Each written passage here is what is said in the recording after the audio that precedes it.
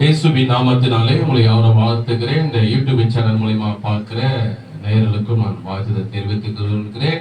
இந்த சண்டே மாலை காலவெள்ளை சர்வீஸ் ஆராதனையிலே இன்னைக்கு நாம் பார்க்கக்கூடிய தேவ செய்தியுடைய தலைப்பு என்னவென்றால், இயேசு கிறிஸ்துவின் ரத்தம் சகல பாவங்களையும் நீக்கி நம்மை சுத்திகரிக்கும் என்ற தலைப்பில் தான் இன்றைக்கு நாம பார்க்க போகிறோம். ஆகையாலே இந்த தலைப்புக்குள்ளாக போவது முன்பதாக இந்த யூடியூப் சேனலை பார்க்கிறவங்களுக்காக நான் ஜெபிக்கிறேன். சப்ஸ்கிரைப் பண்ணாதுங்க, தயவு செய்து அதை பண்ணிக்கொள்ளுங்க. ஏனென்றால் நாம் போடுகிற தேவ செய்தி ஆராதனை ஜெபங்கள் உங்களுக்கு தொடர்ச்சியா வரும், உங்கள் குடும்பங்களுக்கு அது ஆசுதமா இருக்கும் என்று நான் அன்போடு கேட்டுக்கொள்கிறேன். சரி, இப்போது நாம் தேவ செய்திக்குள்ளாக நம்ம போவோம். யோவான் சுவிசேஷம் 1 யோவான் 1ஆம் அதிகாரம் 7ஆம் வசனம். புதிய ஏற்பாட்டிலே 325ஆம் பக்கம், 325ஆம் பக்கத்திலே 1ஆம் அதிகாரம் 7ஆம் வசனம். அவர் ஒளியிலே இருக்கிறது போல நாமும் ஒளியிலே நடந்தால் ஒருவர் ஐக்கியப்பட்டு இருப்போம். அவருடைய குமாரனாகிய இயேசு கிறிஸ்துவின் ரத்தம் சகல பாவங்களை நீக்கி நம்மை சுத்திகரிக்கும். ஒரு ஆமென் சொல்லுவோமா? பாருங்க, வேதம் சொல்லுகிறது 1 யோவான் 1ஆம் 7ஆம் வசனத்திலே, குமாரனாகிய இயேசு கிறிஸ்துவின் ரத்தம் சகல பாவங்களையும் நீக்கி நம்மை சுத்திகரிக்கும். இயேசு கிறிஸ்துவின் ரத்தம் தான் எந்த மனிதனுடைய பாவங்களை கழுவக்கூடியது, சுத்திகரிக்கக்கூடியது, பாவங்களை மன்னிக்க கூடியது, ஒரு மனிதனை நீதிமானாய் மாற்றக்கூடியது என்றால் இயேசு கிறிஸ்து ரத்தம். அவன் எப்படிப்பட்ட பாவியா இருக்கலாம், எப்படிப்பட்ட பாவங்களை செய்திருக்கலாம், எப்படிப்பட்ட குற்றங்களை செய்திருக்கலாம், உலகத்தில் எப்படிப்பட்ட அவன் தீமைகளை செய்திருக்கலாம், எப்படிப்பட்ட பாவத்தில் அவன் வாழ்ந்திருக்கலாம். ஆனா வேதம் சொல்லுகிறது, இயேசு கிறிஸ்து ரத்தம் சகல பாவங்களை கழுவி அவனை சுத்திகரிக்கும். இயேசு கிறிஸ்து ரத்தம் தான் ஒரு பாவியை நீதிமானாய் மாற்றும். இயேசு கிறிஸ்து ரத்தம் தான் ஒரு பாவியை தேவனுடைய பிள்ளையாக மாற்றும். இயேசு கிறிஸ்து ரத்தம் தான் ஒரு இருள் இருக்கிற மனுஷனை வெளிச்சத்துக்குள்ளே கொண்டு வரும். இயேசு கிறிஸ்து ரத்தம் தான் சாத்தானுக்கு அடிமையா இருக்கிற ஜனங்களை தேவனுடைய பிள்ளைகளாக விடுதலை கொடுத்து மாற்றக்கூடியது எது என்றால் இயேசு ரத்தம். கைக்கு தட்டி ஆண்டவரை சோதனம் பண்ணுவோமா? பாருங்க, அப்போ இதை குறித்து தான் நாம் இன்றைக்கு நம்ம தியானிக்க போகிறோம். அது இயேசு ரத்தத்துக்குள்ளாக வல்லமை இருக்கிறது, இயேசு ரத்தத்துக்குள்ளாக ஜீவன் இருக்கிறது, இயேசு ரத்தத்துக்குள்ளாக அதிகாரம் இருக்கிறது, இயேசு ரத்தத்துக்குள்ளாக மனிதனுடைய பாவங்களை கழுவக்கூடிய பரிசுத்தமாக்கக்கூடிய ஜீவன் அதற்குள்ளாக இருக்கிறது. இயேசு ரத்தத்துக்கு தான் உலகத்தின் அதிபதியாக சாத்தான் பயப்படுவான். இந்த சாத்தான் மனுஷன்கிட்ட இருக்கக்கூடிய இன்னைக்கு உலகத்தை மனுஷன் என்ன பண்றாங்க, நீங்க நம்ம பார்க்கிறோம், பயங்கரமான யுத்தங்கள் நடக்குது. அந்த யுத்தத்துல செய்தியில நம்ம பார்க்கும் போது அவங்க என்ன சொல்றாங்க, அமெரிக்காக்காரு, என்கிட்ட நீங்க யுத்தத்துக்கு வந்தீங்கன்னா பாரு இவ்வளவு பெரிய ஏவுகள்லாம் நான் வச்சிருக்கிறேன் அப்படின்னு நியூஸ்ல காட்டுறான். சைனாக்காரன் என்ன பண்றான், அப்பா நான் இப்படிப்பட்ட ஏவுகள்லாம் ராக்கெட்லாம் ரெடி பண்ணி வச்சிருக்கேன், என்கிட்ட நீ யுத்தத்துக்கு வந்தீங்கன்னா. ஒரு நம்ம நியூஸ்ல பாத்தீங்கன்னா ஒரு அதிபதிகள் காண்பிக்கிறாங்க பாருங்க. ஆனா உலகத்தில் இருக்கிற எல்லா மனிதனுடைய ஆயுதங்களை காட்டிலும் அவனை மேற்கொண்டு சுலபமா அழிச்சு சாகடிக்கக்கூடிய வல்லமை சக்தி யாருகிட்ட இருக்குன்னா சாத்தானுகிட்ட இருக்கு.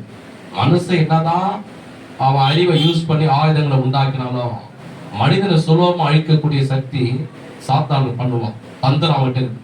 ஆனா சாத்தானை அழிக்கக்கூடிய, சாத்தானையே மேற்கொள்ளக்கூடிய, அவன் கிரிகளை அழிக்கக்கூடிய சக்தி எதுல இருக்குன்னா இயேசுவின் ரத்தத்துக்குள்ளாக இருக்கிறது. கைகதடி கர்த்தரை மகிமைப்படுத்துவோம். ஏன்னா இயேசுவின் ரத்தத்துக்குள்ளே ஜீவன் உண்டு, இயேசுவின் ரத்தத்துக்குள்ளே வல்லமை இருக்கிறது, இயேசுவின் ரத்தத்துக்குள்ளே அதிகாரம் இருக்கிறது. அந்த இயேசுவின் ரத்தத்துக்கு மட்டும்தான் இந்த உலகத்தின் அதிபதியாக சாத்தான் பயப்படுவான். தவிர மனுஷன் பெரிய பெரிய ஏவுகான் வச்சுருக்கிறான், அவன் கடுகளும் பயப்படுவான். அது எதுக்குன்னா மனுஷனை கொள்வதுக்காக. ஆனா அவன் சாத்தான் ஒருபோதும் பயப்பட மாட்டான்.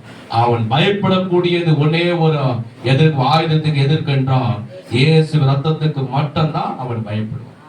சரி, அதை குறித்து நம்ம கொஞ்சம் ஆழமா பார்ப்போம். ஆதிகாமத்திலே 2ஆம் அதிகாரம் எல்லாரும் எடுத்துக்கணும். ஆதிகாமம் 2ஆம் அதிகாரம் எல்லாரும் எடுத்துக்கொள்ளுங்க. ஆதிகாமம் 2ஆம் அதிகாரம். இந்த இடத்துல நான் பார்க்கிறோம், முதலாவது உங்களுக்கு எல்லாருக்கும் தெரியும், ஆதாம் ஏவாளையும் தேவனாய் கர்த்தர் சிருஷ்டித்தார் என்று உங்களுக்கு நல்லா தெரியும். இந்த சம்பவத்துக்குள்ளாக ஒரு புதிய ஒரு வெளிப்பாடு, ஒரு புதிய ஒரு ஆசீர்வாதத்தை ஆவியானவர் நமக்கு தருவாராக. சத்திய ஆவியானவர் நம்மளை சகல சத்துக்களை போதித்து நம்மை வழிநடத்துவார். எல்லாரும் ஆமென் சொல்லுவோம், சத்தமாலே சொல்லுவோமா? அல்லேலூயா.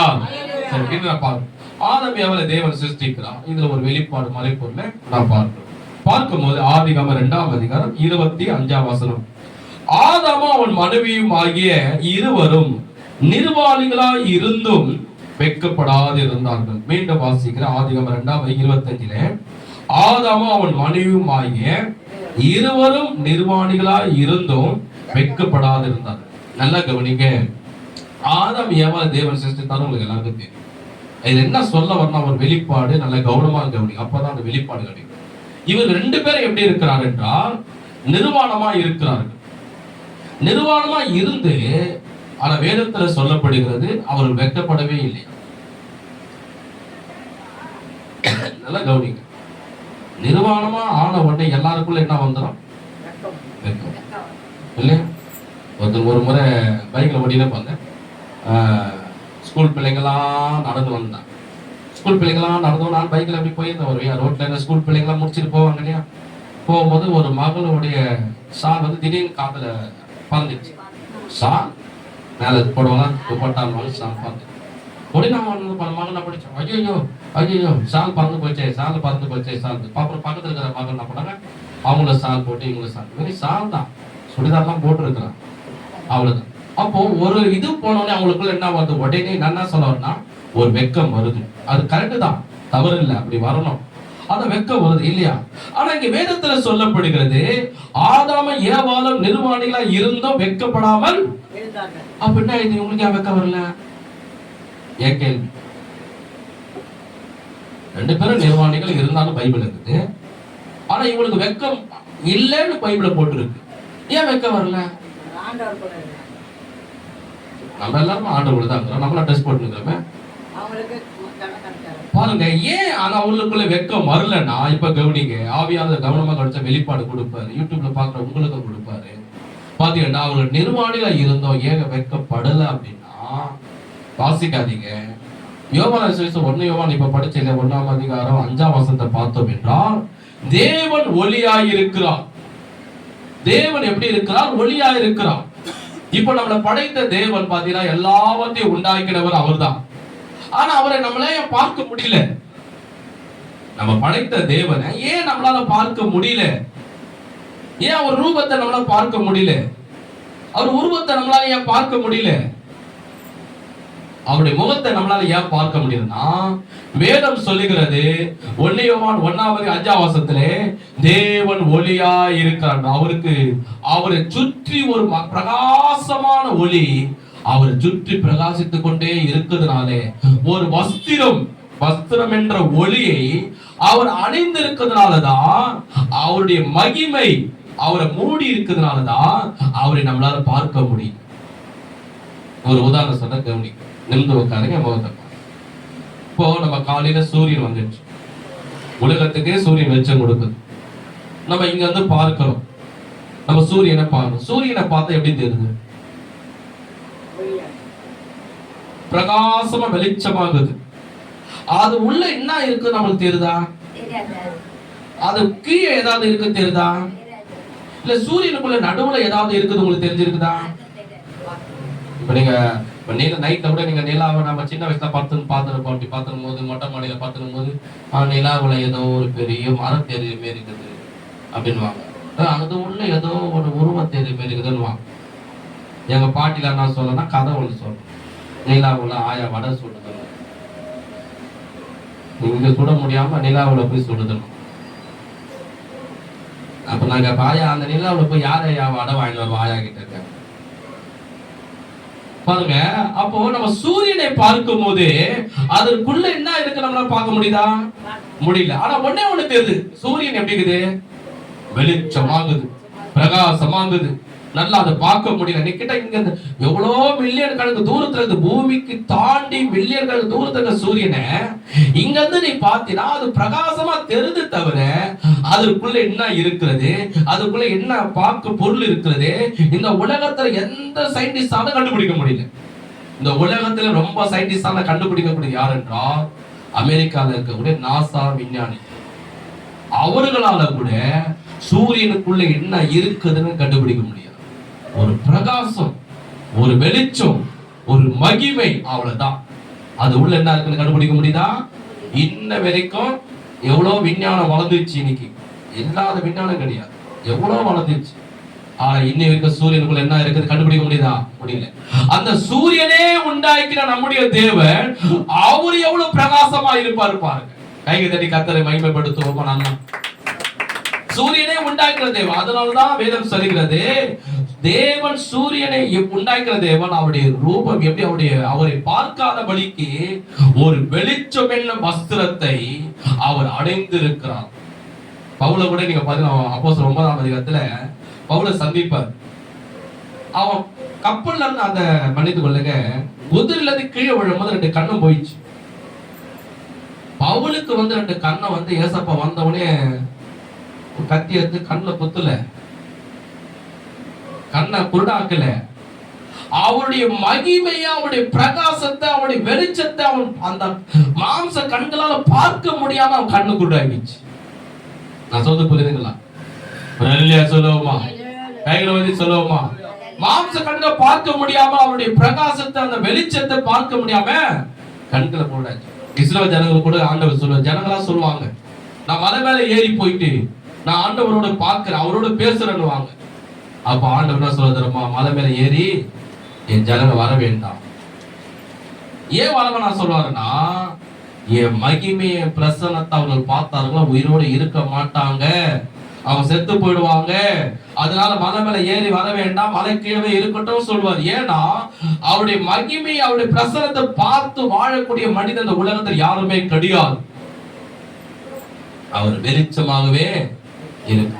இப்போ நீங்க பாருங்க, ஒரு சில பேர் இந்து மனசுல பார்த்துருக்க, சில பார்த்து சாயந்தரம் 6 மணி ஆன உடனே நீங்க கூட ஆபீஸ்ல வீட்டாண்ட பார்த்துருப்பீங்க. நான் நிறைய பேரை கவனிச்சிருக்கேன். 6 மணிக்கு ஒரு லைட்டை போட்ட உடனே அப்படின்னா பாத்தீங்களா? பாத்தீங்களா? அது லைட் எப்படி போட்ட உடனே அப்படின்னா ஒரு சில பேர் என்ன பண்ணுவாங்க அப்படின்னுவாங்க. ஏன் அப்படின்னா அந்த வெளிச்சம் வந்தவுடனே அவனுக்குள்ள என்ன வருதுன்னா, ஒரு கடவுளே நம்ம வீட்டுல வந்த வேதி அவனுக்கு ஒரு நினைப்பு வந்துடும். சாயந்தரம் 6 மணிக்கு நீ மேல பாரு, லைட்டை போட்டோன்னே ரோட்ல கூட பாத்துக்கிறோம் சில பேர் அதுக்குள்ள போவோம். ஒரு 6 மணி லைட்டை போட்டோம் வீட்டுல போட்டோம். ஏன்னா அந்த வெளிச்சம் வந்தவுடனே அவனுக்குள்ள என்ன, ஒரு கடவுளே வந்தது போல ஒரு நினைப்பு வந்துடும். அதுதான் வேதம் சொல்லுங்க, நம்ம தேவன் எப்படி வாசம் பண்ணுறானா, ஒளியில வாசம் பண்ணுகிறான். அந்த ஒளியில வாசம் பண்ணுகிற தேவன் என்ன பண்ணாருன்னா, ஆதாம் ஏவாளை படைக்கும் போது அவர்களுக்கு என்ன வஸ்திரம் கொடுத்தார் என்றால், அந்த ஒளியின் வஸ்திரத்தை அவர்களுக்கு கொடுத்தார். அந்த ஒளியின் வஸ்திரம் அவர்கள் ஆதாம் மேல ஏவாள் மேல இருந்ததால்தான் அவருடைய நிர்வாணம் அவர்களுக்கு. கைதடி கர்த்தரை ஸ்தோத்திரம் பண்ணுவோம். நல்ல கைதடி ஆண்டவரை ஸ்தோத்திரம் பண்ணுவோம். புரியுதுங்களா? அவர்கள் நிர்வாணிகளா இருந்தோம் வெட்கப்படாமல் இருந்த அது காரணம் என்ன? தேவனாய் கர்த்தர் போட்டிருந்த வெளிச்சம் என்ன வஸ்திரத்தை, நீதி என்ன வஸ்திரத்தை, தேவனுடைய மகிமை என்ன வஸ்திரத்தை ஆதாமுக்கு ஏவாளுக்கு போட்டு வச்சிருந்தான். அதுதான் வேதம் சொல்லுகிறது, அவர்கள் நிர்வாணிகளா இருந்தோம் காரணம் எப்படி தேவனை பார்க்க முடியாமல் ஒரு வெளிச்சம் என்ன வஸ்திரத்தை அவர் மூடி வச்சிருந்தாரோ, அந்த வெளிச்சம் என்ன வஸ்திரத்தை ஆதாமுக்கு ஏவாளுக்கு தேவன் போட்டு வைத்திருந்தார். அதான் வேதம் சொல்லுகிறது. இப்ப 25 பாருங்க, எல்லாரும் சேர்ந்து சொல்லுங்க. ஆதாமும் அவன் மனைவியும் ஆகிய, சத்தமா சொல்ல, இருவரும் நிர்வாணிகளாய் இருந்தும் வெட்கப்படாது இருந்தார்கள். ஏன் நிர்வாணிகள் வெட்க வரலன்னா, அந்த வெளிச்சம் என்ன வஸ்திரத்தை தேவன் என்ன பண்ணாரு, அவர் 2 பேருக்கும் போட்டு வைத்தார். இப்போதான் இன்னும் கொஞ்சம் ஆழமா சம்மதம் இருப்போம். அந்த வெளிச்சம் என்ன வஸ்திரம் அவர் மேல இருந்ததுனால் நீதி வஸ்திரம் அவரோட இருந்தது, தேவனுடைய மகிமை அவர் மேல் இருந்தது, தேவனுடைய பிரசன்னம் அவர்கள் மேல் இருந்தது. ஆனா தேவனை விட்டு இவர்கள் பிரியணும், அந்த வஸ்திரம் விட்டு விலகணும், தேவனுடைய மகிமை விட்டு விலகணும், இவர்கள் பாவியா நிர்வாணிகளா ஆகணும் சொல்லி சாத்தான் என்ன பண்றான்? 3ஆம் அதிகாரத்தில் 6ஆம் வசனம் பார்க்கிறோம். தீமையான கனியை வஞ்சித்து கொடுக்கிறான், இவர்கள் புசிக்கிறாங்க. ஆதாம் ஏவாளும் சாத்தானுடைய வார்த்தையை கேட்டு கீழ்ப்படிஞ்சு அந்த கனியை புசித்த உடனே இப்ப என்ன நடக்குது பாருங்க. அதே 3ஆம் அதிகாரத்திலே 10ஆம் வசனம் பாருங்க. அதே ஆதிகாமம் 3ஆம் அதிகாரம் 10ஆம் வசனம் பாருங்க. அதற்கு அவன், நான் தேவரீருடைய சத்தத்தை தோட்டத்திலே கேட்டு நான் நிர்வாணியா இருப்பதினால் பயந்து ஒளிந்து கொண்டேன். சாத்தான் வந்து ஆதாம் ஏவாளை வஞ்சித்துட்டான். இவங்க தேவனாய் கர்த்தர் காலையில தோட்டத்தில் வருவார், பிள்ளைங்கிட்ட பேசுவார். காலைல வந்து பிள்ளைங்கிட்ட பேசுவார். பார்த்தா ஆதாம காணும், ஏவாளும் காணும். ஆதாமே நீ எங்க இருக்கிற, ஆதாமே நீ எங்க இருக்கிற அப்படி தேவனாய் கர்த்தர் கூப்பிடுற. அதுக்கு ஆதாம் மறு உத்தரவு கொடுக்கிறாரு. தேவரே என்ன சொல்றாரு பாருங்க, அந்த வார்த்தை கவனிங்க. நான் நிர்வாணியா இருப்பதினால் பயந்து மறுத்து பின்னாடி ஒளிஞ்சு இருக்கு. நல்லா கவனிக்கிற வார்த்தைய. நான் நிர்வாணியா இருப்பதினால் பயந்து. சரி, இதுக்கு முன்னாடி நீ எப்படி இருந்த? ஆதாம் நான் போட்டு சுட்டா போட்டு, ஏவாள்னா காஞ்சிபுரம் பட்டு புடவையா கட்டினுச்சு. அப்பயே இதுக்கு 2ஆம் அதிகாரம் 25ஆம் வசனம் சொல்லப்படுது, அவர்கள் நிர்வாணிகளா இருந்து வெட்கப்படாது இருந்தாலும். இப்ப இவனா சொல்றான் 10ஆம் வசனத்துல, நான் நிர்வாணியா இருப்பதினால் உனக்கு பயந்து நான் ஒளிந்து. எனக்குள்ள வெட்கம் வந்துச்சு, எனக்குள்ள அவமானம் வந்துச்சு, எனக்குள்ள பயம் வந்துச்சு, எனக்குள்ள திகில் வந்துச்சு. நாங்க 2 பேரும் எப்படி இருக்கிறோம்? இப்போ நிர்வாணிகளா இருக்கிறோம். அப்ப இதுக்கு முன்னாடி ஆதாம் என்னப்பா போட்டுருந்த? ஏவாள் தான் போட்டுருந்தாங்க. அப்ப நிர்வாணி தானே இருந்த. இப்ப என்ன சொல்றான்? சாத்தானுக்கு இடம் கொடுத்து அவனுக்கு தீமையான கண்ணை புசித்த உடனே நாங்க 2 பேரும் நிர்வாணிகளா இருப்பதினால் உனக்கு பயந்து ஒளிந்து இருக்கிறோம். அப்ப என்ன நடுவுல நடந்ததுன்னா, சாத்தான் என்ன செய்தான் என்றால், இவர்கள் மேல இருக்கக்கூடிய தேவனுடைய மகிமைய, இவர் மேல இருக்கக்கூடிய நீதி வஸ்திரத்தை, இவர் மேல கூடிய வெளிச்சம் என்ன வஸ்திரத்தை எடுக்க முடியாத, தேவனோடு இருக்கக்கூடிய ஐக்கியத்தை பிரிக்க முடியாத பாவத்தை உள்ள திணித்தான்.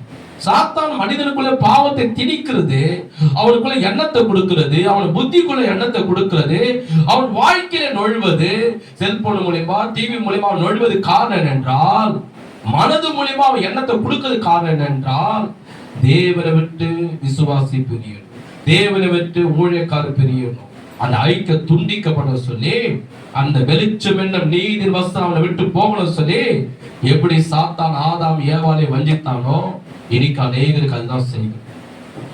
இந்த ஆதாம் ஏவாள் இருவரும் பாவம் செய்த உடனே அவருடைய நீதி வஸ்திரம் அவளை விட்டு போயிடுச்சு, வெளிச்சம் என்ன வஸ்திரம் அவளை விட்டு போயிடுச்சு. அப்போ அவங்க சொல்றாங்க, நான் பயந்து ஒளிஞ்சு இருக்கிறேன். இன்னைக்கும் நிறைய பேர் சாத்தான் பாத்தீங்கன்னா, நான் ஒரு பேஸ்புக்ல பார்த்தேன், இப்ப இல்ல ரொம்ப வருஷத்துக்கு முன்னாடி, ஒரு அதாவது சில சாமியார் ஒரு மனிதர்கள் அவர்களை அப்படியே நிர்வாணமாக்கி, நம்ம இந்தியால தான் வேற மாநிலத்துல, தமிழ்நாடுல ஏதோ ஒரு மாநிலத்துல நிர்வாணமாக்கி அவங்க அப்படியே நிர்வாணமா இருக்கிறாங்க. அவங்க அப்படியே நடந்து போறாங்க, காலில் விழுறாங்க, காலை கழுவுறாங்க, கும்பிடுறாங்க. நான் பார்த்து ஆச்சரியப்பட, இன்னும் ஜிம் என்னடா இது, மனுஷன் கடவுளை தெரியாம என்னவோ கடவுளை போய் வணங்கலாம், அதை நம்ம தப்புன்னு சொல்ல முடியாது, ஏன்னா கடவுள் யாருன்னு தெரியல. மனுஷன், அந்த மனுஷனுக்கு ட்ரெஸ்ஸே இல்லை. நான் சொல்லுறேன், மனுஷனுக்கு ட்ரெஸ்ஸே இல்லை. அவன் காலை போய் கழுவுறாங்க, அவனுக்கு முன்னாடி கும்பிடுறாங்க, அவன் கொஞ்சம் ஜக்குல தண்ணி எடுத்து ஊத்துறாரு, அதை குடிக்கிறான். அதை நிர்வாணமாக்குறது யாருன்னா சாத்தான். நிர்வாணமாக்குறது சாத்தான். நீ வெட்கப்படணும், நீ அசிங்கப்படணும், நீ அவமானப்படணும். இன்னைக்கு நிறைய பேருடைய இன்னைக்கு உலகத்துல இருக்கிற ஃபாரினர்ஸ் ட்ரெஸ் எல்லாம் நீங்க பாத்தீங்கன்னா, இந்த அமெரிக்கா போன்று பல விதமான ஃபாரினர்ஸ் ட்ரெஸ் எல்லாம் பாத்தீங்கன்னா, தன் சரீரம் வெளியே தெரிகிற அளவுக்கு ட்ரெஸ் வருது. தன் சரீரம் வெளியே தெரிகிற அளவுக்கு ட்ரெஸ் வருது. ஆனா நம்ம உலகத்திலே, இந்தியாவிலே, தமிழ்நாட்டில தான் நல்ல ஒரு கலாச்சாரம் இருக்கு. நல்ல உண்மையாக நல்ல ஒரு கலாச்சாரம் எதுல இருக்குன்னா, நம்ம இந்தியாவிலேயே, உலகத்திலே, நம்ம தமிழ்நாட்டில தான். என்ன தெரியுமா, ஒரு பெண்கள் வெளியே வந்தா அவங்க எப்படி வருவாங்க, சாரி கட்டிக்கின்னு உச்சந்தங்க உச்சங்கால் வரைக்கும் தன் வஸ்திரத்தை மூடிக்கின்னு சாரி கட்டுன்னு வெளியே வருவான். யாருன்னா அந்த நாடு எங்க பார்க்க முடியும்? நம்ம தமிழ்நாட்டுல மட்டும்தான் பார்க்க முடியும். வேற எந்த நாட்டுல மாநிலத்தை நீ போனாலும், மகாராஷ்டிராலயோ பீகார்லயோ டெல்லியில நான் போயிருக்கிறேன், ஊழுத்துட்டு டிஷர்ட் போட்டுருப்பாங்க, தம் தொண்டு சாக்ஸ் போட்டுருப்போம், லேடிஸ் கூட போட்டுருப்போம். ஆனா தமிழ்நாட்டுல மட்டும் நீங்க பாத்தீங்கன்னா பெண்கள் தன் சரீரம் முழுதும் ஒரு சாரி கட்டி தன் வஸ்திரத்தை மூடி இருப்பான். ஒரு ஆவே சொல்லுவோம். ஆனா பிசாசு என்ன பண்றான்? தன் சரீரம் வெளியே தெரியணும், தன்னை நிர்வாணம் ஆக்கணும், மனுஷனை அசிங்கப்படுத்தணும், பெண்களை அவமானப்படுத்தணும், தன் சரீரம் வெளியே தெரியணும் சொல்லி இன்னைக்கும் அநேக இடங்கள் என்ன பண்றான்? அவர்களை வெட்கமடைய செய்யணும், தன் அவமானப்படுத்தணும். இன்னைக்கு பிசாசுடைய தந்திரம் தான். இன்னைக்கு அநேக இடங்கள் போடுற வஸ்திரங்கள் எப்படி இருக்கிறது? தன் சரீரம் வெளியே தெரிகிற அளவுக்கு சாத்தான் கொண்டு வருகிற தந்திரமான வஸ்திரம். இவங்க நிர்வாணம் ஆகிட்டாங்க. சரி, இப்ப தேவனை விட்டு பிரிந்துட்டாங்க. இவங்க மேல கூட நீதி வஸ்திரம் விட்டு போயிடுச்சு. இவர் மேல இருக்கிற வெளிச்சம் என்ன வஸ்திரம் போயிடுச்சு. இவர் மேல கூட தேவன மகிமை போயிடுச்சு. இப்ப என்னவாயிட்டாங்க? இவங்க நிர்வாணிகளாகி வெக்கத்துக்குள்ளாக, அவமானத்துக்குள்ளாக, பயத்துக்குள்ள வந்துட்டாங்க. தேவன் என்ன பண்ணா தெரியுமா? தேவன் என்ன பண்ணா தெரியுமா? நலமான ஒரு காரியம் செய்ய. எவ்வளவு நல்ல தேவன் தருமா நம்ம தேவன். அல்லேலூயா. எவ்வளவு நல்ல ஒரு தேவன். ஒரு முறை எனக்கு சின்ன வயசு ஞாபகம். சின்ன வயசுல அப்ப இருக்க ஒரு 7-8 வயசுல எங்க தாயார் போயிட்டு அன்னைக்கு ஒரு நல்ல ஒரு பண்டிகையில போயிட்டு ஒரு துணி எடுத்து வந்தான். பண்டிகையில இந்த பண்டிகை வரலையா, தீபாவளி பொங்கல் அது மாதிரி வரும்போது ஒரு துணி எடுத்து வந்தான். என் வீட்டுல எல்லாருக்கும் கொடுத்தாங்க. எனக்கு கொடுத்தது பண்றான், உனக்கு புது துணி கொடுத்தாங்க. அப்ப எனக்கு சின்ன வயசு, ஒரு 7-8 வயசு. புது துணி பார்த்தோடனே நம்ம என்ன பண்ணுவோம்? சந்தோஷப்படுவோம். புது துணி இருக்குதே, நல்லா இருக்குதே, கலர் நல்லா இருக்குதே. அது நம்ம என்ன பண்ணுவோம்? பகுதெல்லாம் காட்டுவோம். இது பாரு, நல்லா இருக்குதா, பிடிச்சிருக்குதா, கலர் நல்லா இருக்குதா, எனக்கு நல்லா இருக்குமா, இப்படிலாம் நம்ம கேட்போம். எனக்கு அந்த சின்ன வயசுல எனக்கு என்ன வேணும்னா, எனக்கு சாக்லேட் வேணும். என்கிட்ட காசு இல்லைன்னா நான் அப்புறம் வாங்கி தரேன்.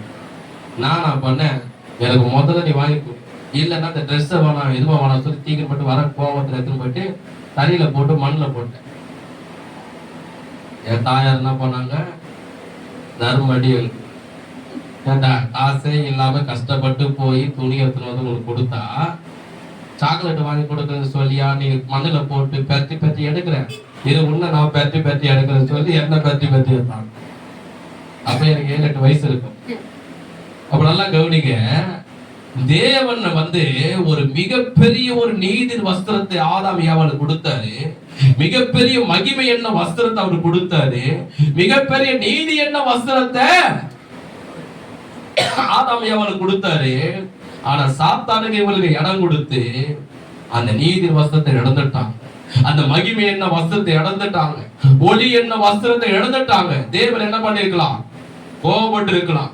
உனக்கு எப்படிப்பட்ட வஸ்திரத்தை கொடுத்தேன்? என்னுடைய வஸ்திரத்தை நான் உனக்கு கொடுத்தேன். என்னுடைய மகிமை என்ன வஸ்திரத்தை உன்னை மூடி வச்சிருந்தேன். ஆனா நீ சாத்தானுக்கு இடம் கொடுத்து அதை எழுதிட்டியா சொல்லி அந்த இடத்துல அவங்களுக்கு பனிஷ்மெண்ட் கொடுத்திருக்கலாமா, கொடுத்திருக்க கூடாதா? கல்யாணாட்டுகள தேவன் என்ன பண்ணா தெரியுமா? வாசிக்கலாம். ஆதிகாமம் 3ஆம் அதிகாரம் 21ஆம் வசனம். ஆதிகாமம் 3:21 பாருங்க. ஆதிகாமம் 3ஆம் அதிகாரம் 1ஆம் வசனத்திலே அது சொல்லப்படுகிறது. 3ஆம் அதிகாரம் 21ஆம் வசனம். தேவனாய் கர்த்தர், ஆதிகாமம் 3ஆம் அதிகாரம் 21. தேவனாய் கர்த்தர் ஆதாமுக்கு அவன் மனைவிக்கும் தோல் உடைகளை உண்டாக்கி அவனுக்கு உடுத்தினான். எல்லாரும் கைக்கு தட்டி ஆண்டவரை ஸ்தோத்திரம் பண்ணுவோமா? இப்ப என்ன கவனிக்க தயவு செய்து, என்னோட சேர்த்து சொல்லுங்க.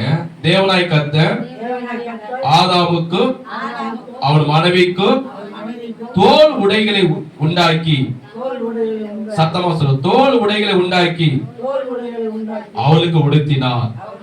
தேவன் என்ன பண்ணிருக்காங்க? கோபப்படல, ஆத்திரப்படல, ஆதாம் ஏவாளையும் அடிக்கல, அவளுக்கு 2 பேருக்கு சூடு வைக்கல. என்ன பண்றாரு? ஒரு தோல் உடைய உண்டாக்கி ஆதாமுக்கு ஏவாளுக்கு இருக்கக்கூடிய நிர்வாணத்தை, சாத்தான் ஆக்கின நிர்வாணத்தை அவர் தோல் உடைய போட்டு 2 பேரையும் அவருடைய நிர்வாணத்தை மூடுகிறார். கைக தட்டி ஆண்டவரை மகிமைப்படுத்துவோம். எப்படிப்பட்ட தேவன் பாருங்க நம்முடைய தேவன். நம்முடைய தேவனை போல அன்புள்ள தேவன் இந்த உலகத்திலே நாமே சொல்லுவோம், சத்தமா சொல்லுவோமா? நம்ம தேவனை போல அன்புள்ள தேவன், இரக்கமுள்ள தேவன், மன்னிக்கிற தேவன், மனதுருகிற தேவன், நம்ம நேசிக்கிற தேவன். அவரை போல இந்த உலகத்தில் அவர் என்ன சொல்றாரு, ஒரு தோலை உண்டாக்கி, ஆட்டுத்தோலை உண்டாக்கி அவங்க 2 பேருடைய நிர்வாணத்தை மூடுறார்.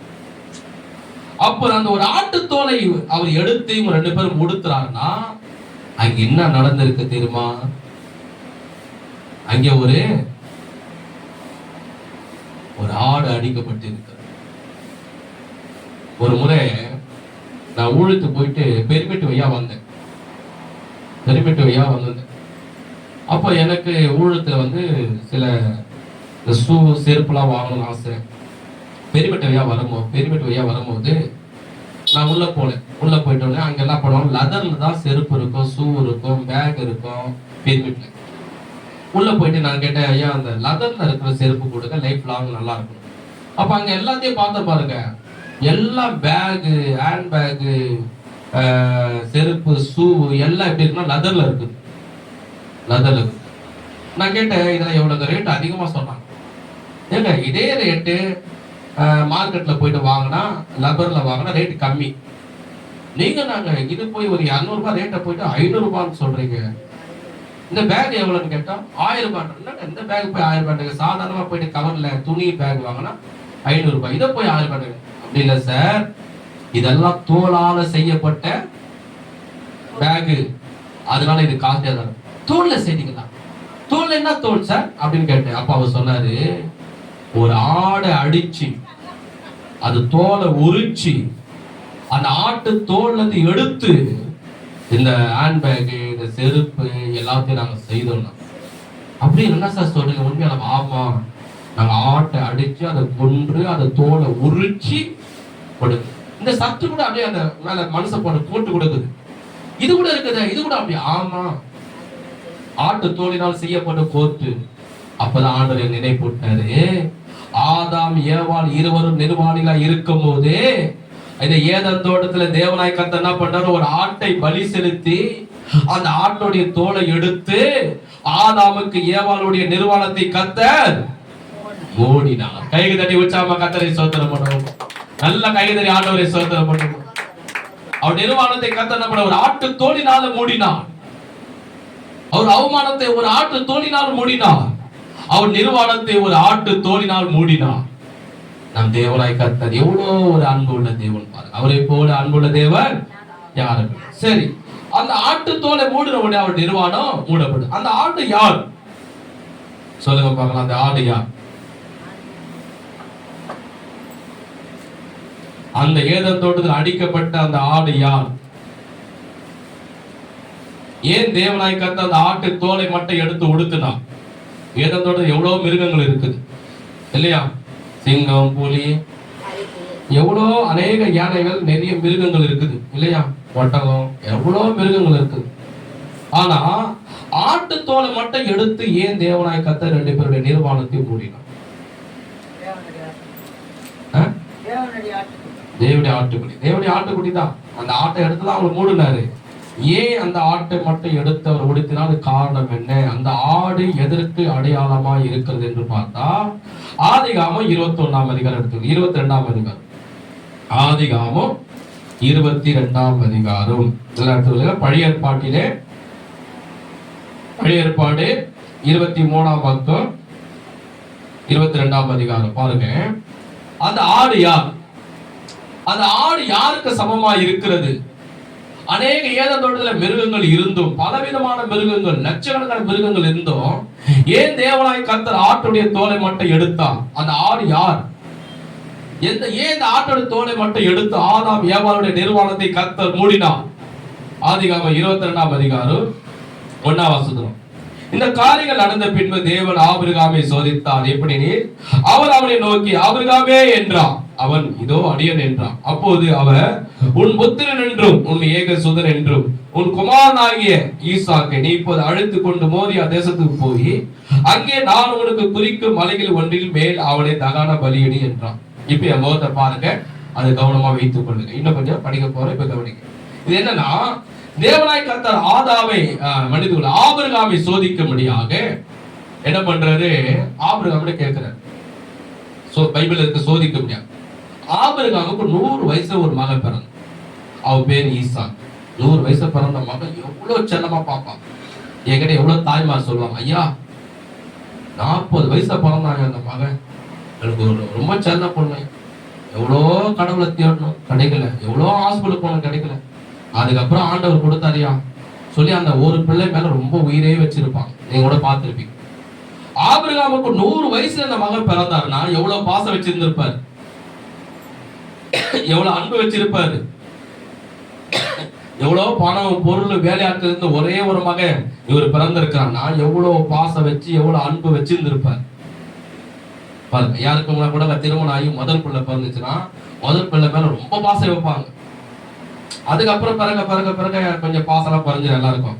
ஆனா முதல் மகன் பிறந்துட்டா ரொம்ப பாசம் வைப்பாங்க. ஆனா ஆபிரகாமுக்கு 100 வயசுல பிறந்திருக்குன்னா எவ்வளவு பாசம் வச்சிருப்பார், அது தேவனுக்கு தெரியும். அதான் சொல்ல தெரியுமா, உன் மகனை எனக்கு பலி கொடுங்க.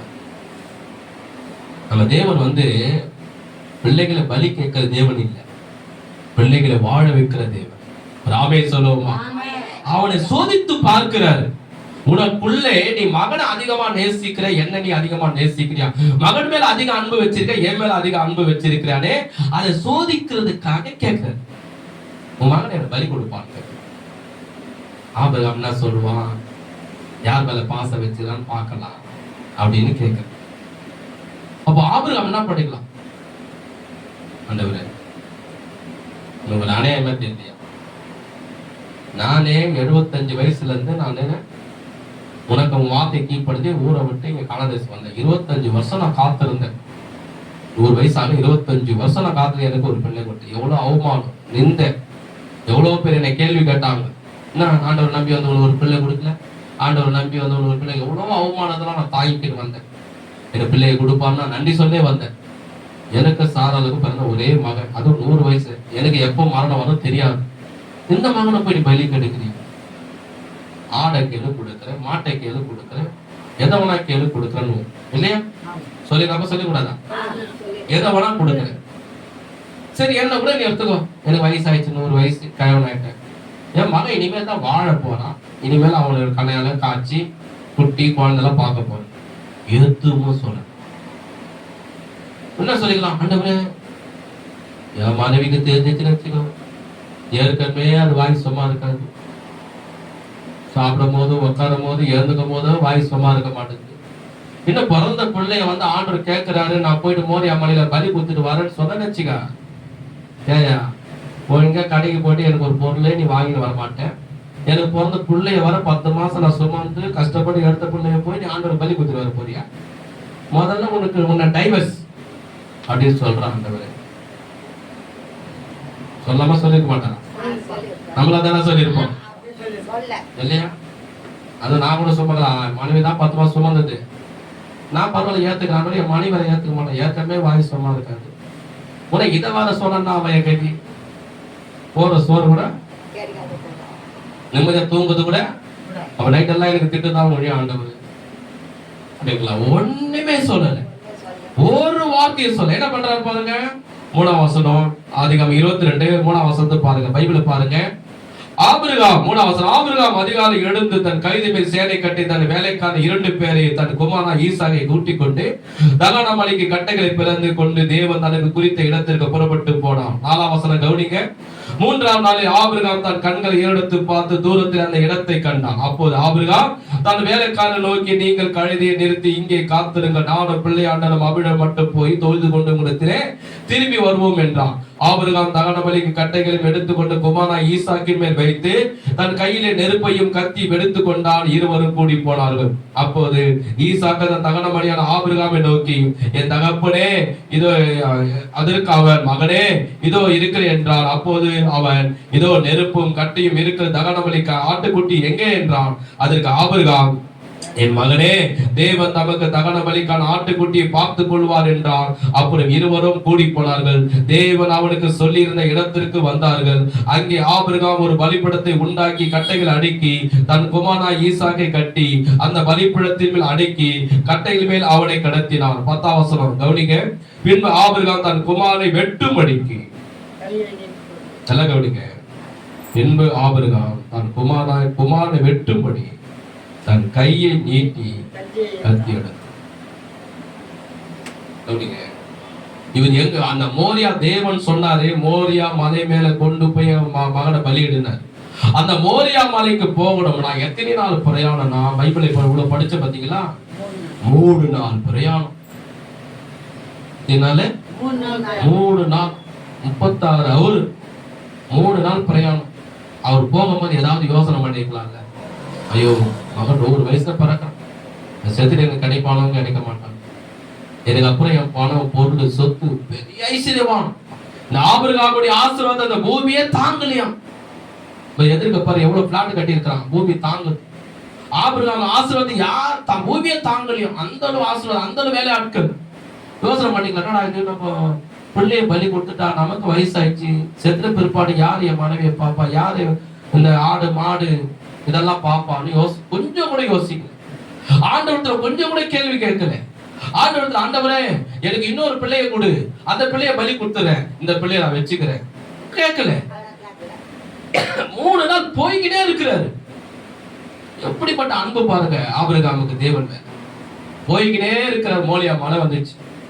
அந்த மலை கீழே நிறுத்துறாரு. வேலையா இருக்க கூப்பிட்டு, இங்கே இருக்க மலை மேல நானும் என் மகனை போ, கொல்லி கட்டியை கொடுங்க, கத்தியை கொடுங்க, கட்டியை கொடுங்க.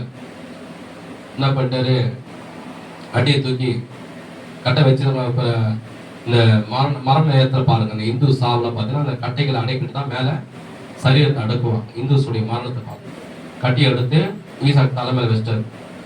கையில நெருப்பு எடுத்துக்கினாரு, கத்தியை சொருவிக்கினார், இடுப்புல ஒரு கையில பிடிச்சிக்கினாரு, கையில கொல்லி கட்டி எடுத்துக்கினாரு. மேல மேல நடந்து போயிட்டு இருக்கிறான். ஆபிரகாமும் மகனை மட்டும். வேலையாட்கள் மலை கீழே இருங்க, மேல வராதீங்கன்னு சொல்லிட்டேன். மேல போய்கிட்டே இருக்கான். மலை மேல போய்கிட்டே இருக்கும் போது ஈசாக்கு கேட்கிறாரு, அப்பா கொல்லி வைக்கிறது கொல்லி கட்டி எடுத்துக்கினேன், அறுக்கிறதுக்கு கத்தி எடுத்து இடுப்புல சொருகிக்கினேன், எரிக்கிறதுக்கு கட்டியை என் தலைமையில வச்சுட்டேன், ஆடு ஏதான் பலி கொடுக்க ஆடு ஏதாப்பா? ஆபிரகாம் என்ன பண்ணிக்கலாம்? ஐயோ மகனே, உன்னதாப்பா நான் பலி கொடுக்க போறேன், நீதாப்பா அந்த ஆடு அப்படின்னு அவரு சொல்ல. அவர் சொல்லியிருந்தான்னு வச்சுக்க, கட்டி அங்கேயே போட்டு திப்பு திப்பு போயிட்டு இருப்போம். அப்பாவா நீ ஆட்டை பலி கூட எவ்வளவு வீட்டுல எவ்வளவு ஆயிரக்கணக்கான ஆடு இருக்குது, அதை பலி கொடுக்காம அந்த ஆட்டை பத்தி என்னைய பலி கொடுக்க இரு, நான் அம்மா கிட்ட போய் சொல்றேன் உன்னை பத்தி. கொலைகார பாவி. அவர் ஓடல. அவர் சொல்றாரு, ஆபிரகாம் நாணமா சொல்றாரு, கர்த்தர் அந்த ஆட்டுக்குட்டியை பார்த்துக் கொள்வாருப்பா, மேல மலைக்கு மேல ஆண்டவர் ஆட்டை பார்த்துவாரு, நீ பாப்பான்னு சொல்லி கூட்டு போறாரு. மேல போறாரு. ஆனா ஈசாக்கு தெரியாது, நல்லா பலி கொடுப்பாரு. மேல போறாங்க, கல் எடுத்து மேல இப்படி வைக்கிறாரு, கல்லை அடுக்கிறாரு, அந்த தலைமை இருக்கிற கட்டியை வாங்கி மேல வைக்கிறாரு, அந்த கல்லு மேல அடுக்கிட்டாரு. ஈசாக்குடைய கையும் காலம் கட்டுறாரு. எங்க கத்தி எடுத்து அறுக்கும் போது பயந்து ஓட்டுற போறான்னு கையை காலம் கட்டுறாரு, தூக்கி அந்த கட்டை மேல படுக்க வைக்கிறாரு. அவன் செத்தா பேர் தான் கொல்லி வைக்க முடியும், உயிரோட வைக்க முடியும். உயிரோட வச்சா துடிப்போம் இல்லையா? இடுப்புல வந்து கத்தி எடுக்கிறாரு. ஆபிரகாம் என்ன பண்ண போறாரு? தொண்டையில வைக்கிறாரு. ஒரு வலி வச்சாங்கன்னா மகன் செத்தான். வலிக்க நேரத்தை பாருங்க. 10ஆம் வசனம். பின்பு ஆபிரகாம் தன் குமாரனை வெட்டும்படிக்கு தன் கையை நீட்டி கத்தியை எடுத்தான். அப்போது கர்த்தருடைய தூதனானவர் வானத்திலிருந்து ஆபிரகாமே ஆபிரகாமே என்று கூப்பிட்டார். அவன் இதோ அடியேன் என்றான். அப்போது அவர், உன் பிள்ளையாண்டர் மேல் உன் கையை போடாதே, அவனுக்கு ஒன்றும் செய்யாதே, நீ அவனை உன் புத்திரன் என்றும் உன் ஏகசுதன் என்றும் பாராமல் எனக்காக ஒப்பு கொடுத்தபடியால் நீ தேவனுக்கு பயப்படுகிறவன் என்று இப்போது நான் அறிந்திருக்கிறேன். ஆபிரகாம் தன் கண்களை ஏறெடுத்து பார்க்கும் போது இதோ பின்னாக புதரிலே தன் கொம்புகள் சிக்கி கொண்டிருந்த ஒரு ஆட்டுக்குட்டியை கண்டான். அப்போது ஆபிரகாம் போய் கடாவை பிடித்து அதை தன் குமாரனுக்கு பதிலாக, கவனிங்க எல்லாரும் சேர்ந்து சொல்லுங்க, தன் குமாரனுக்கு பதிலாக ஆட்டுக்குட்டியை பலியாக கொடுத்தார்.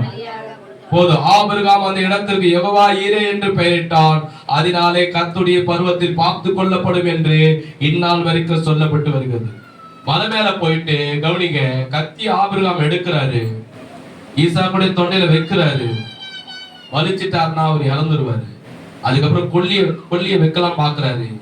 வானத்துல இருந்து தேவன் சொல்றாரு, ஆபிரகாமே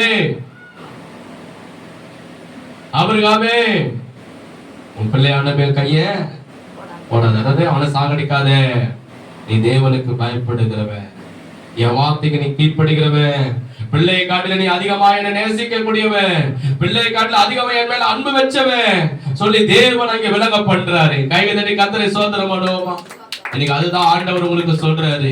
பிள்ளையை காட்டிலும் தேவனை அதிகமா நேசிக்கணும், கணவனை காட்டில அதிகமா தேவனை நேசிக்கணும், மனைவியை காட்டிலும் தேவனை நாம் அதிகமா நேசிக்கணும், தாய் தகப்பனை காட்டில அதிகமா நாம் தேவனை நேசிக்கணும், நண்பனை காட்டில அதிகமா தேவனை நாம நேசிக்கணும், பணத்தை பொருளை காட்டிலும் தேவனாய் கர்த்தர் அதிகமா நாம நேசிக்கணும். அவருக்கு தான் முதலிடம் கொடுக்கணும், அவருக்கு மேல தான் முதலிடம் கொடுக்கணும், அவரை தான் நம்ம சார்ந்து இருக்கணும், அவருக்காக தான் நம்ம வாழணும். அல்லேலூயா, சத்தமே காணுமே. அல்லேலூயா, நல்ல கைதறியா அல்லேலூயா சொல்லுவோமா? அல்லேலூயா. அதுதான் சொல்றாரு, மகனை காட்டி அதிக மேல அன்பு. இன்னைக்கு பாருங்க எவ்வளோ ஆண்டவர் அற்புதம் செய்யறாரு. எவ்வளோ வருஷமா வந்தாங்க இங்க, ஐயா என் மகளுக்கு கல்யாணமே ஆக மாட்டேங்குது, ஐயா என் மகளுக்கு கல்யாணமே ஆக மாட்டேங்குது, ஐயா என் மகளுக்கு கல்யாணம். ஆண்டவர் சமூகம் முழைகால என்று ஜெபம் பண்ணோம். இன்னைக்கு கல்யாணம் ஆயிடுச்சா அவத சபைக்கே வருது. ஒரு ரோட்ல பாத்துக்கிறேன், என்னம்மா ஏமா சபைக்கு வர மாட்டீங்க? எங்கய்யா கணவர் பாக்குது கரெக்டா இருக்குது, வீட்டுல இருக்கிற வேலை பாக்குது கரெக்டா இருக்குது, கணவர் வந்த பிறகு எல்லாம் செய்வோம். அன்பு யார் மேல போயிடுச்சு? ஒருத்தவங்க சபைக்கு வந்திருந்தாங்க, ஐயா வேலையே இல்லையா, கஷ்டமா இருக்குதுயா, வீட்டு வாடகை கட்ட முடியல, கரண்ட் பில்லு கட்ட முடியல, துணி எடுக்க முடியல, சாப்பிட முடியல, ரொம்ப கஷ்டம் ஐயா, ஒன்னு இருக்கையா, செல்ல ரீசார்ஜ் கூட பண்ண காசு இல்லையா. சரிம்மா நீ கவலைப்படுது, உங்களுக்காக நான் ஜெபிக்க சொல்லி முழங்கால் போட்டு ஜெபம் பண்ண. என்னமாயிடுச்சு, அவங்களுக்கு நல்ல வேலை கிடைச்சிச்சு. ஐயா ரொம்ப சோத்திரையா, கர்த்தருக்கு சோத்திரம். என்னம்மா நல்ல வேலை கிடைச்சிச்சு ஹாஸ்பிட்டல்ல. அப்படியம்மா ரொம்ப சந்தோஷம், ஆண்டவருக்கு வந்து சாட்சி சொல்லமா. நாத்திங்க சர்ச்சுக்கு வரல. நான் ஒரு கேட்டம்மா சர்ச்சுக்கு ஏமாறல. எங்கய்யா வேலையே கரெக்டா இருக்குதியா, வேலைக்கு போனதையா சம்பாதிக்க முடியும், அப்பதானே சாப்பிட முடியும். நான் சொல்றேம்மா வேலையே இல்லாம வந்தேன், ஆண்டவர் உங்களுக்கு வேலையை கொடுத்தாரு, ஒரு நாள் ஞாயிற்றுக்கிழமை லீவு போட்டு சர்ச்சை வரக்கூடாதா? இல்லையா? இல்லையா, அந்த நாள்ல கூட வேலைக்கு போனா சம்பளம் கிடைக்கையா. எவ்வளோ வருஷமா வேலை இல்லாம இருந்தேன், எவ்வளோ வருஷம் பணம் இல்லாம இருந்தேன், இன்னைக்கு வேலைக்கு போனவங்க என்ன பண்றாங்க, சர்ச்சைக்கு வர்றத கூட மறந்துடுறாங்க. அன்பு எது மேல போயிடுச்சு? பணத்து மேல வேலை. ஒரு அம்மா இங்க ஓடி வந்துச்சு, ஆரம்பத்துல திடீர்னு வந்துச்சு ஒரு அம்மா, 10 வருஷத்துக்கு முன்னாடி வந்தது, அதுக்கப்புறம் 10 வருஷம் கழிச்சு வந்தது. ஐயா எங்களுக்கு அஜோகம் பண்ணீங்க. ஐயாமா ஒரு கம்பெனில எனக்கு நல்ல கவர்மெண்ட் வேலையா, திடீர்னு எங்களை எடுத்துட்டாங்க, நாங்க போராடுறோம், ரொம்ப போராடுறோம், உண்ணாவிரதமா இருந்தோம், ரோட்ல போயெல்லாம் இருந்தோம், அந்த கவர்மெண்ட் வேலை மீண்டும் கிடைக்கலையா. சரிப்பா சாப்பிட முடியல, வீட்டு வாடகை கட்ட முடியல, சரிப்பா ஒரு காங்கிரஸ்ல போய் ஒரு கவர்மெண்ட் வேலை செய்யும். ஐயா அங்க போன 15,000 தான் கொடுப்பான், அந்த கவர்மெண்ட் வேலை 25,000 கொடுப்பாயா, இந்த வேலை தான் எங்களுக்கு வேணும், அப்பதான் நாங்க வாழ முடியும், சாப்பிட முடியும்னா. சொல்றது கரெக்டு தான். சரிம்மா ஆண்டவர் கொடுப்பாரு சொல்லி ஜெபம் பண்ண, உபவாசம். அதுக்கப்புறம் அந்த மாதிரி சர்ச்சைக்கு வரல. என்னம்மா சர்ச்சைக்கு வரல, என்னம்மா? ஐயா வேலை வந்துச்சியா, கர்த்தருக்கு சோத்திரையா, நாங்க ரொம்ப சந்தோஷம் ஐயா, எனக்காக ஜெபம் பண்ணீங்க, ரொம்ப நன்றியா, இந்த நன்றி நான் மறக்க மாட்டேன். சரிம்மா நீங்க சர்ச்சைக்கு வந்து சாட்சி சொல்லுங்க, ஆண்டவர் நாமத்தை மகிமைப்படுத்துங்க, இவ்வளவு வருஷம் வேலை இல்லாம இருந்தீங்க இல்லையா, இவ்வளவு கேஸ் உண்ணாவிரதெல்லாம் இருந்தீங்க, ஆண்டவர் வேலையை கொடுத்தாருவாங்க. எங்கயா விடுறான், ஞாயிற்றுக்கிழமை கூட வேலை வச்சிடறான், ஞாயிற்றுக்கிழமை கூட வேலைக்கு போகுது, அப்பதான் சம்பளம் வர கொஞ்சம் கொடுக்குறான் ஐயா, மதியானம் பிரியாணி வர தராங்க ஐயா. வேலை இல்லாம கஷ்டப்பட்டா இருக்கும் போது சர்ச்சைக்கு ஓடி வந்தேன். ஆனா வேலை கிடைச்சி சம்பளம் கிடைச்ச உடனே நல்ல கவனிக்க, அதுக்கப்புறம் சர்ச்சைக்கு வருது. அதுக்கப்புறம் ஒரு அம்மா அப்படிதான், ஐயா குழந்தையே இல்லை, எவ்வளோ கேவலமா பேசுறாங்க, அந்த அவமானம் தாங்க. ஞாயிற்றுக்கிழமை செவ்வாய்க்கிழமை வெள்ளிக்கிழமை, ஞாயிற்றுக்கிழமை செவ்வாய்க்கிழமை வெள்ளிக்கிழமை, ஞாயிற்றுக்கிழமை செவ்வாய்க்கிழமை காலையில மாலை வந்தான். ஆண்டு குழந்தை கொடுத்துட்டேன், சர்ச்சைக்கு வரல. நான் வீடு சாதிக்கு என்னம்மா சர்ச்சைக்கு வர கேட்டேன், எங்கய்யா இந்த குழந்தை பார்க்கறதுக்கே கரெக்டா இருக்கு. நான் கேட்கறேன், குழந்தை தூக்கி எப்படி கல்யாணத்துக்கு ஓடுறேன்? நான் கேட்கறேன், குழந்தை தூக்கி எப்படி ஊருக்கு ஓடுறேன்? அங்கெல்லாம் போக முடியுது. அப்ப அன்பு எங்க போச்சு?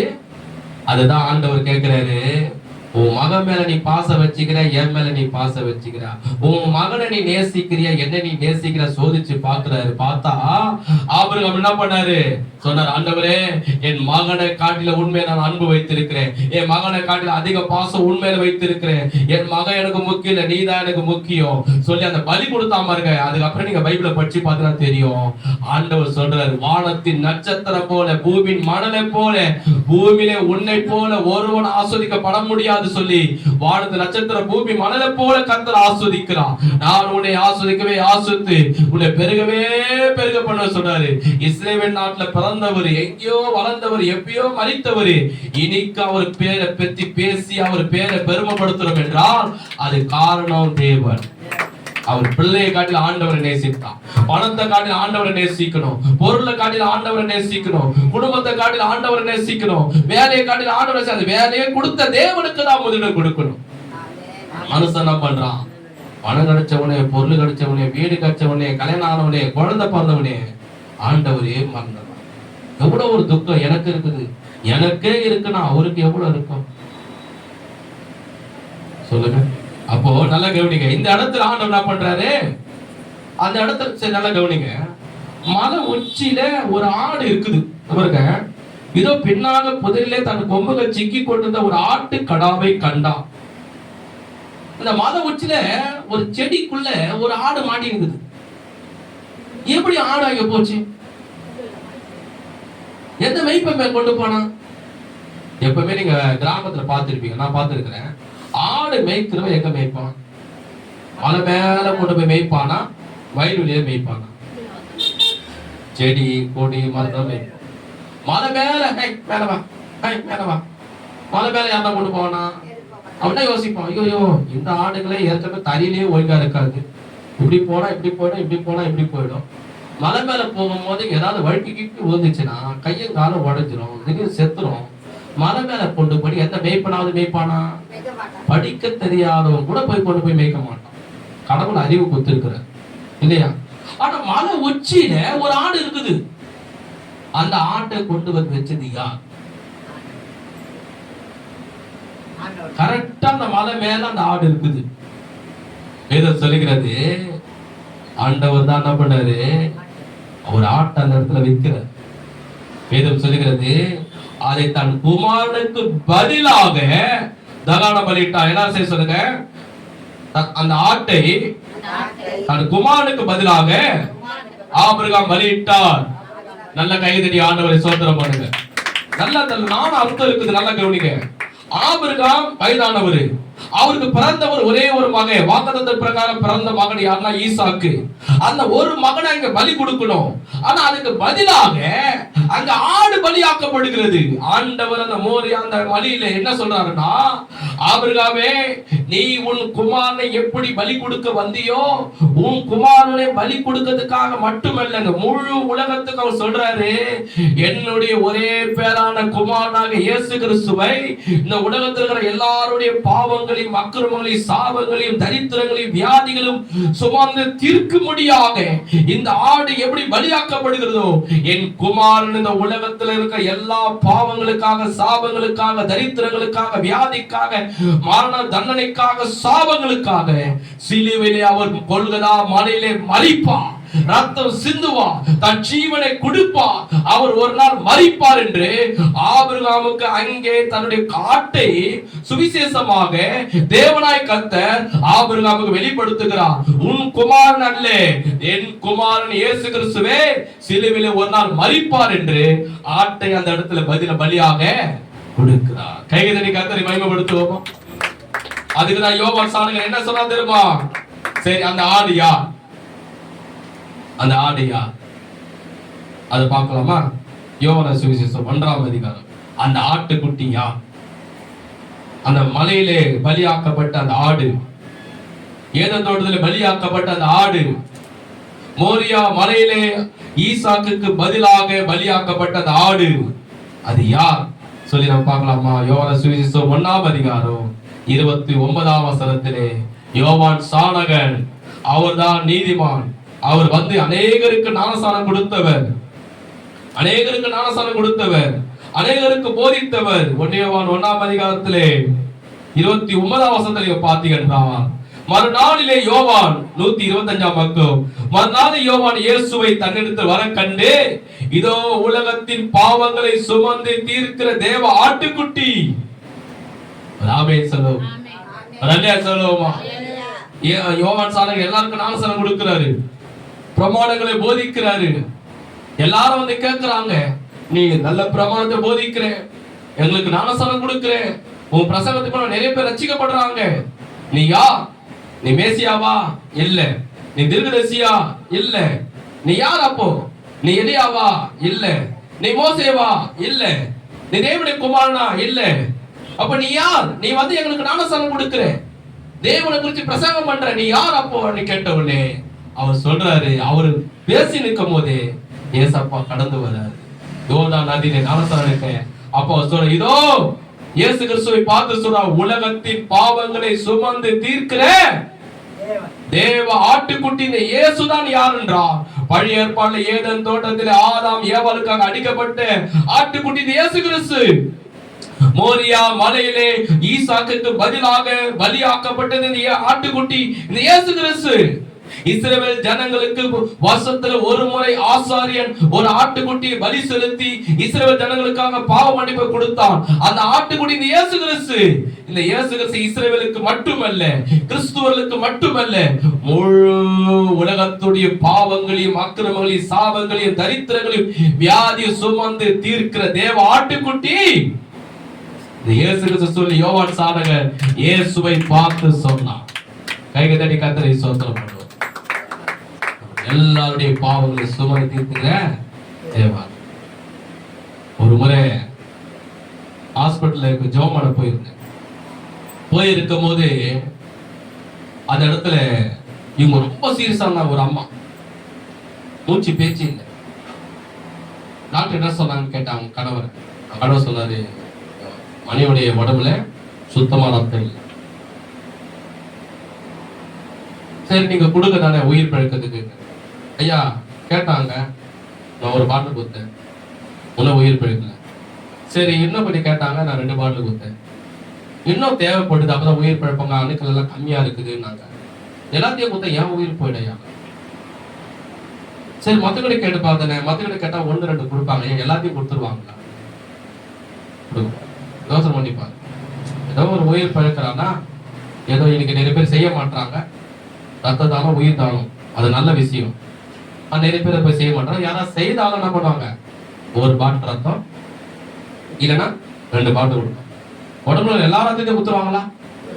கொடுக்க மாட்டாங்க. இயேசு கிறிஸ்து அவர் உடம்புல இருக்கிற எல்லா ரத்தத்தையும் பூமியில மனிதனுடைய பாவ மன்னிப்புக்காக சிந்தினார். அவர் உடம்புல ஒரு சொட்டு ரத்தம் கூட உடம்புல இல்லையா? பாத்தீங்களா? இன்னைக்கு கூட சாட்சி சொன்னாங்க. அவங்க வீட்டாண்ட ஒருத்தவங்களுக்கு அடிபட்டுச்சு, குடிச்சிட்டு போய் விழுந்தாரு, அடிபட்டுச்சு, உடம்புல ரத்தம் போய்கிட்டே இருந்துச்சு. ரத்தம் எல்லாம் போயிடுச்சா மனுஷன் ஆயிடுவான், செத்து போயிடுவான். ஆனா இயேசு கிறிஸ்து எல்லாருடைய பாவங்களையும் அக்கிரமங்களையும் சாபங்களையும் சிலுவையில சுமந்தார். எல்லா ரத்தத்தையும் நமக்காக சிந்தார். அதுதான் வேதம் சொல்லுகிறது, இயேசு கிறிஸ்துடைய ரத்தம் சகல பாவங்களை கழுவி சுத்திகள். அது ரட்சிக்கப்படுறதுக்கு முன்னாடி ஒரு இந்துவா இருக்கும் போது அப்ப எங்க ஆயா என்ன பண்ணாங்க, 3 கல்லை வச்சு சாமி கும்பிடுவாங்க. சாமி கும்பிடும்போது என்ன பண்ணுவாங்கன்னா, சாப்பாடுலாம் போட்டு எல்லாத்தையும் வச்சுட்டு ஒரு சேவலை எடுத்து கைட்டு அறுப்பாங்க.